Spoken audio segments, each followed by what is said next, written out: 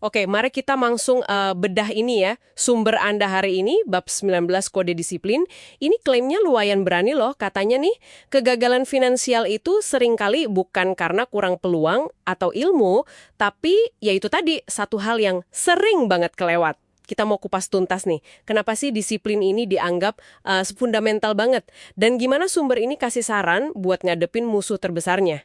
Tepat sekali. Bab ini nggak cuma bilang disiplin itu penting, tapi kayak ngegambarin ini tuh mesin utamanya gitu loh, yang ubah keinginan jadi aset nyata.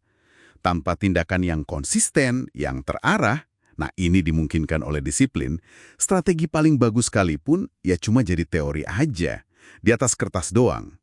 Ini nih pembeda kritisnya, antara orang yang cuma pengen sukses, sama yang beneran membangun kesuksesan itu. Oke, jadi ini lebih dari sekedar punya mindset yang pas atau ngumpulin info gitu ya. Kayaknya bab ini bilang itu semua belum cukup gitu ya. Betul. Sumber Anda pakai analogi yang menurut saya cukup menarik. Disiplin itu diibaratkan kayak sistem irigasi gitu. Buat nyiramin benih ide sama tujuan finansial Anda. Anda bisa aja punya benih paling bagus. Idenya oke, pengetahuannya ada, tanahnya juga subur, peluangnya ada.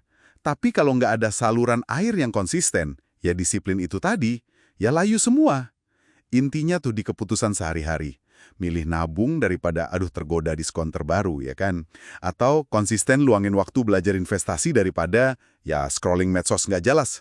Nah, tokoh-tokoh sukses yang dikutip di bab ini katanya sih mereka bangun fondasinya ya gitu, bata demi bata, lewat pilihan disiplin harian ini. Nah ini nih, nyambung ke tantangan gedenya. Bab ini keras banget loh soal kemalasan. Nggak cuma nyebut musuh terbesar, tapi sampai bilang pengkhianatan mendasar terhadap potensi diri. Kok bisa pakai istilah sekuat itu ya, pengkhianatan? Agak, dalam ya. Iya, soalnya sumber ini ngelihat kemalasan itu bukan cuma kondisi pasif, tapi sebagai kekuatan aktif yang narik Anda menjauh dari tujuan. Beneran kayak ada gaya tariknya gitu. Itu suara di kepala yang bisikin, entar aja lah, udah segini aja cukup, atau duh susah jangan deh, gitu kan? Jadi menurut bab ini ya, setiap kali Anda nyerah sama kemalasan, milih nyaman jangka pendek daripada aksi buat tujuan jangka panjang, Anda tuh secara sadar mengingkari kemampuan Anda sendiri, potensi terbaik Anda. Makanya dibilang pengkhianatan. Wah, saya agak kaget sih demirnya digambarin sebagai kekuatan aktif. Biasanya kan kita mikir males ya, gitu aja, nggak ngapa-ngapain. Sumber Anda ada kasih contoh nggak? Gimana kekuatan aktif ini muncul dalam keputusan finansial kita sehari-hari? Oh ada. Contoh gampangnya mungkin gini. Anda tahu nih, perlu banget nge-review anggaran bulanan atau cari tahu opsi investasi yang lebih oke. Nah, kemalasan sebagai kekuatan aktif itu bukan cuma bikin Anda nggak ngerjain, tapi secara aktif ngasih 1001 alasan kenapa nggak usah dikerjain sekarang. Nantilah kalau kerjaan udah beres, pasar lagi jelek, atau ini kan cuma dikit nggak bakal ngaruh banyak. Alasan-alasan ini, nah menurut bab itu, ya manifestasi aktif dari kemalasan yang nyabotase kemajuan finansial Anda. Masuk akal banget sih. Otak kita kan emang gitu ya, nyarinya yang gampang, hindari yang nggak nyaman. Bab ini kayaknya emang nyorot perlawanan mental ini secara khusus ya. Buat ngabaikan sinyal stop atau tunda dari otak pas sinyal itu bertentangan sama tujuan jangka panjang kita. Ini bukan berarti kita nggak ngerasain resistensi loh ya, tapi soal tetap bertindak meskipun ada rasa nggak nyaman atau malas itu. Bab ini malah nyaranin satu teknik simple, fokus aja buat mulai ngerjain tugas itu 5 menit aja. Seringkali itu udah cukup buat mecahin resistensi awal. Dan ini yang nyambungin semuanya lagi ya, tanpa disiplin buat nerobos resistensi itu, semua ilmu, semua strategi, ya jadi percuma aja.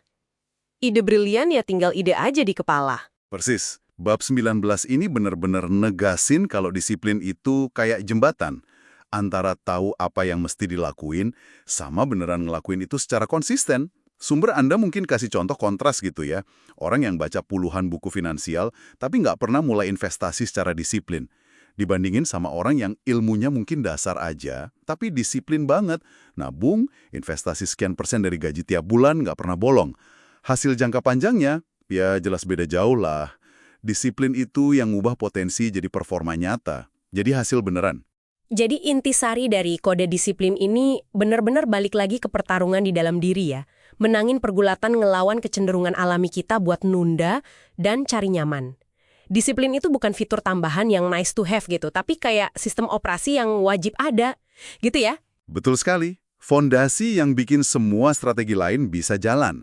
Dan menurut bab ini bukan sifat bawaan loh, tapi otot yang bisa dilatih. Ngembanginnya tiap hari, lewat tindakan-tindakan kecil tapi konsisten, itu ngebangun momentum. Yang akhirnya bikin kesuksesan finansial itu bukan cuma mungkin, tapi ya hasil logis aja dari prosesnya. Nah, ini ninggalin satu pertanyaan penting nih buat Anda renungkan, berdasarkan sumber yang kita bahas tadi. Perlawanan mental spesifik apa sih? Alasan atau bisikan nunda itu yang paling sering muncul pas Anda tahu perlu melakukan sesuatu buat tujuan finansial Anda. Dan, kira-kira, apa satu tindakan disiplin kecil banget aja, mungkin cuma 5 menit deh, yang bisa Anda lakukan hari ini juga buat mulai ngelawan pola itu? Coba dipikirin ya.